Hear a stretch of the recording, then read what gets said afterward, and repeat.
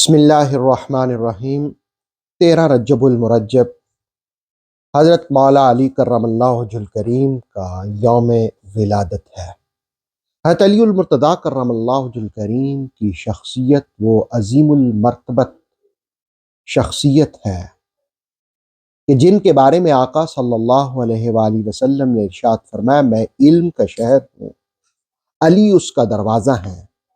آپ کے علم کی وسعت کا اندازہ اس بات سے بھی لگایا جا سکتا ہے جس وقت یہ آیت وَفِي أَنفُسِكُمْ أَفَلَا تُبْصِرُونَ کے تحت مدینہ منورہ کے بعض منافقین نے نبی صلی اللہ علیہ وآلہ وسلم کے علم پر اعتراضات کیے تو حضرت علی المرتضیٰ کرم اللہ وجہ الکریم نے ندا دلائی، لوگوں کو مسجد نبوی میں جمع کیا اور جمع کر کے فرمایا کہ نبی کے علم پر اعتراض کرنے والوں، سلونی اما دون العرش، مجھ سے آج پوچھو جو بھی پوچھنا چاہتے ہو، میں تمہیں عرش اعظم کی خبریں بھی دوں گا۔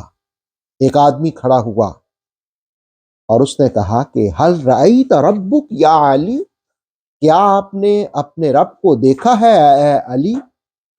اس پر حضرت علی المرتضیٰ کرم اللہ وجہ الکریم جوش میں آ گئے اور آپ نے فرمایا کہ قسم اللہ کی، میں ایک سجدہ کرتا ہوں، دوسرا اس وقت تک نہیں کرتا جب تک میں اپنے الہ کو دیکھ نہیں لیتا۔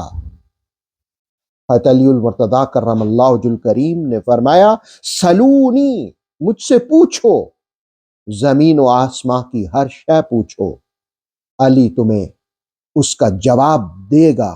ایک شخص جو وہاں آیا اور اس نے کہا کہ اے علی، آپ کو اپنے علم کا اتنا دعویٰ ہے تو آپ بتائیے اس وقت جبرائیل کہاں ہے؟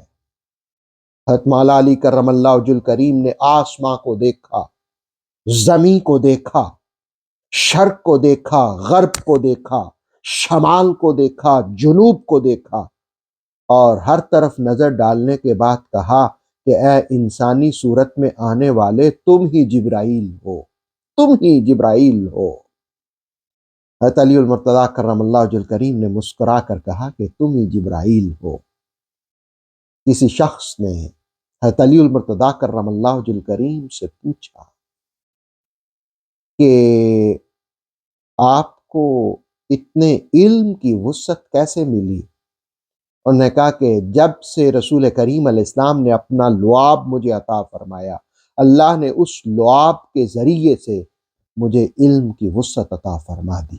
ऑथेंटिक इस्लामिक नॉलेज के लिए नूर वही यूट्यूब चैनल को सब्सक्राइब कीजिए, बेल आइकन को प्रेस करना मत भूलिए। नूर वही फेसबुक, इंस्टाग्राम और टिकटॉक पेज को भी फॉलो कीजिए ताकि हमारी हर न्यू वीडियो आप तक बर वक्त पहुंच सके।